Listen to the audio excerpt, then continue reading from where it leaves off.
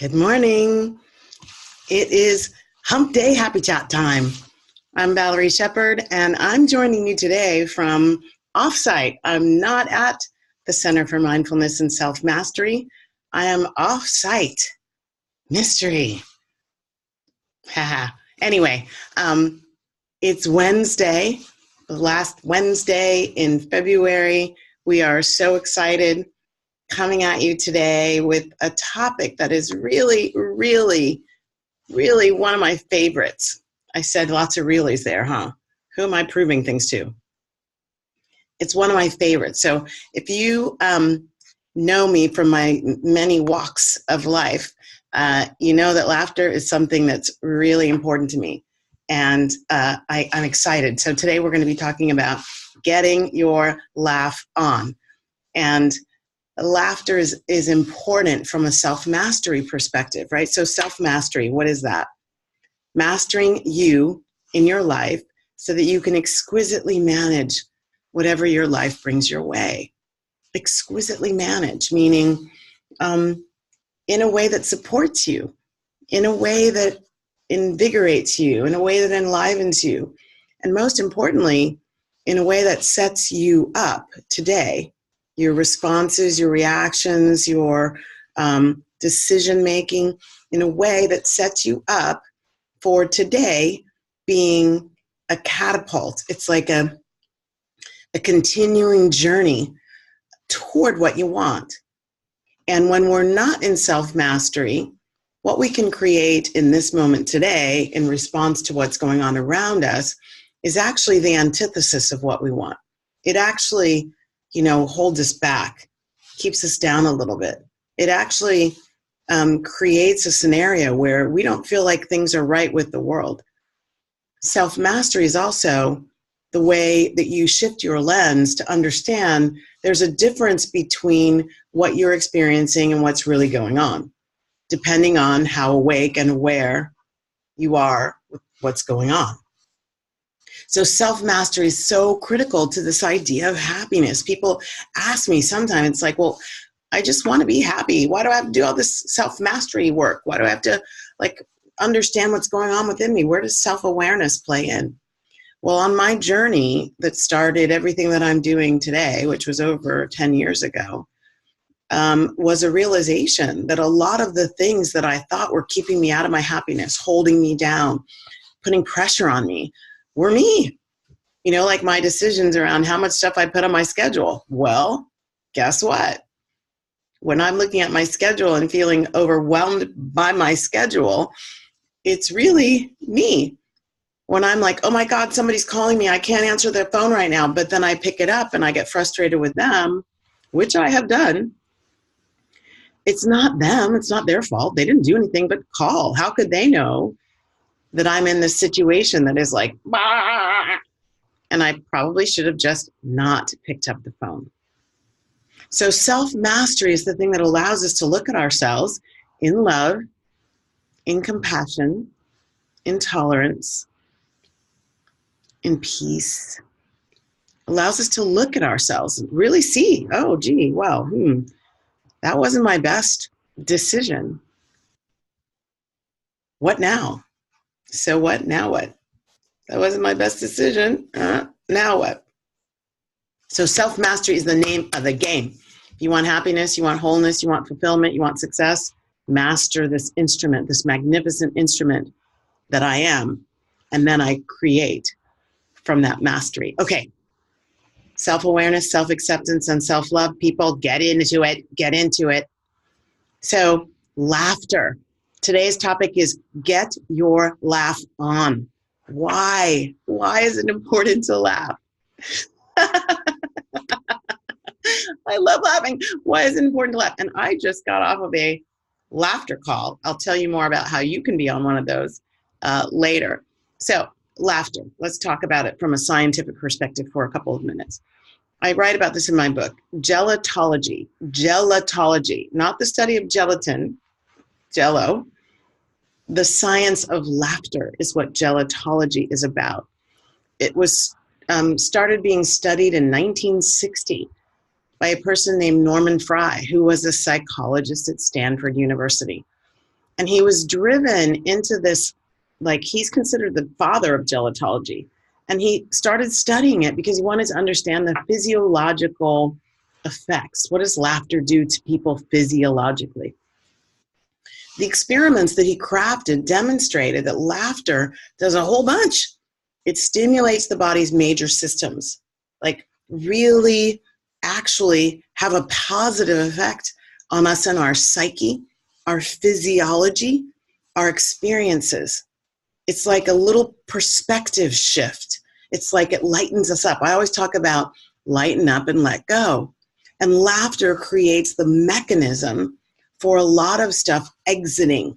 You know, you have to exit some things in order to create a vacuum for that which you want to have a space to anchor. So laughter is a powerful exiting tool. It's a powerful adjustment tool. It's a powerful, so what, now what, get on the right path tool. So Dr. Fry's experiments demonstrated this power of laughter. That even, here's one thing that's really cool that I like about it, because not everything feels like it's worthy of a laugh. But his studies even showed that fake laughter, just dropping into fake laughter for a little bit can help you. The body really can't tell the difference. It's kind of the same understanding, like when you think about athletes who do visioning and they see themselves running at a certain rate and winning the race, and they see themselves, you know, if you're high jumping or long jumping, they see themselves hitting the board at the right place and doing everything in precision, and it supports them to do their best. This is the same thing. The body doesn't know one way or the other. Even fake laughter can produce enough of a positive effect that it creates powerful things in the system. So that was Dr. Fry. In the 70s, Norman Cousins, who wrote the book, The Anatomy of an Illness, and he was doing a personal sort of memoir and personal study. He describes his personal suffering. He had this fatal disease, which is a long word, and it was painful and very debilitating in his life. And he documented the positive attitude that incorporated love, faith, and hope, and that used regular intervals of laughter, made him feel better. He found that 20 minutes of laughter gave him like 2 hours of pain-free experience in his life. Anatomy of an Illness. And he used movies and things like that to create the laughter.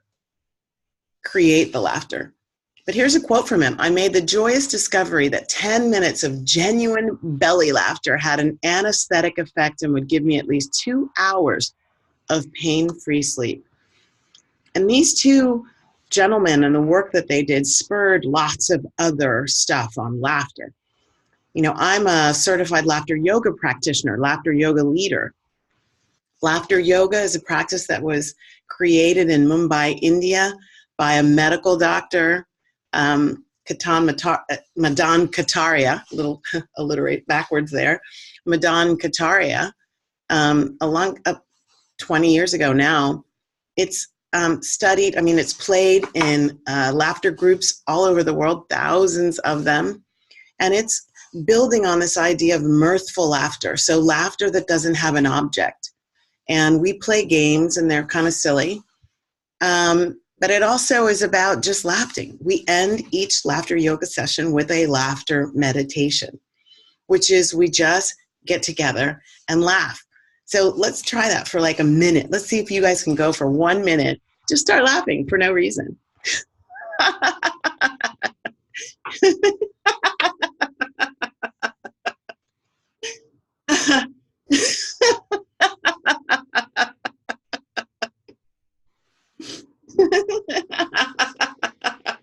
Keep going. It's strange, but keep going.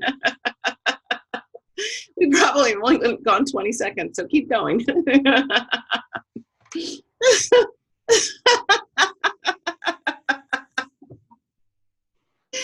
start to really laugh.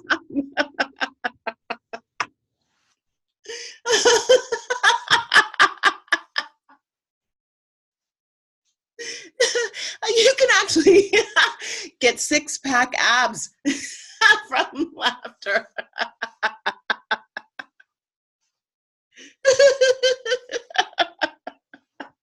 Oh, I've gone over a minute, but once I start, I just love it. And it like bubbles up even more. Try it, y'all. It's amazing. It's proven, scientifically proven to relieve stress, to boost your immune system. You want something less expensive than some really expensive vitamins? Laugh every day for 20 minutes. Boost your creativity, contributes to your self-confidence. I mean, there are so many reasons to laugh, and I haven't ever found any reasons not to laugh. And there have been studies that show, wow, you can tighten up your abs. Six-pack abs can be yours without ever doing a sit-up. And you release endorphins and stuff in the brain. It gives an elixir effect. And that's what we need. Sometimes when we're dealing with the stuff of life that feels heavy, we might need to transition from that perspective. We might need to give our bodies some healing from the inside out and from ourselves to ourselves, for ourselves, by ourselves. I say in my book, laugh often, laugh loud, laugh proud. And I mean that. Like, there are a lot of people who are embarrassed by the way their mouth looks when they laugh, or by the way their teeth look. And I say, let her rip. Let her rip. Laughter is one of the most healing things that is available to you, completely free on the planet. And it can anchor you in a space where your perspective gets up-leveled. And so you can see that even the things that are really bugging you, that are even really horrible and hard, can take a little air in them. They can be aired out. They can be transformed just from your response to them in a way that supports you and frees you from the heaviness of it. A colleague and friend, Brian Smith, who is the founder of UGG Boots, shout out to Brian, was speaking at an Evolutionary Business Council global retreat 2 weeks ago, maybe. And within his talk, it was amazing. If you get a chance to see this man speak, do it. It is heart-centered, and there's just such beautiful energy coming through him. It's wonderful. But one of the things I loved was a transformative experience that you can give yourself when things aren't going your way, is to utter with complete confidence, fantastic. Like, can't believe this is happening. Fantastic. Why is this happening? Fantastic. Oh, that didn't work out. Fantastic. Oh, that person doesn't like you. Fantastic. And then maybe add some laughter. Get a couple laughs in around what's not so fantastic that you are going to declare is absolutely fantastic. Yay, yay, yay. One of the last things I'll tell you that's really powerful from the laughter yoga experience, and we do this in my class sometimes, my advanced class, it's a transformative thing called very good, yay! Very good, yay! So when stuff starts to go off the rails, you can take a moment to reframe for yourself. Very good, yay! Very good, yay! It's kind of like the fantastic. And give yourself a moment to just kind of go, I'm going to put this in perspective. This is not the end of the world. It's just a little blip. And I too can conquer. I can conquer this too.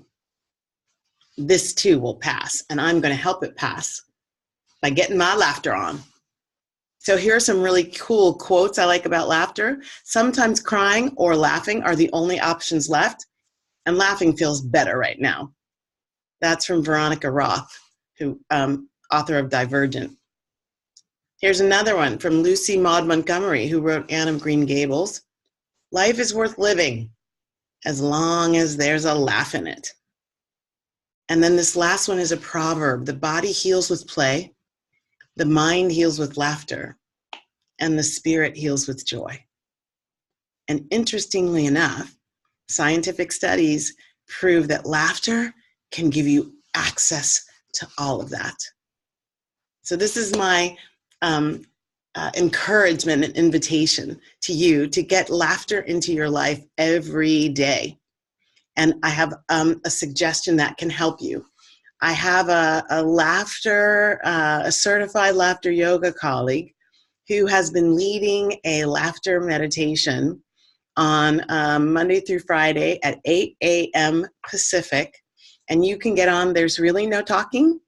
You just laugh and you giggle, you laugh out loud.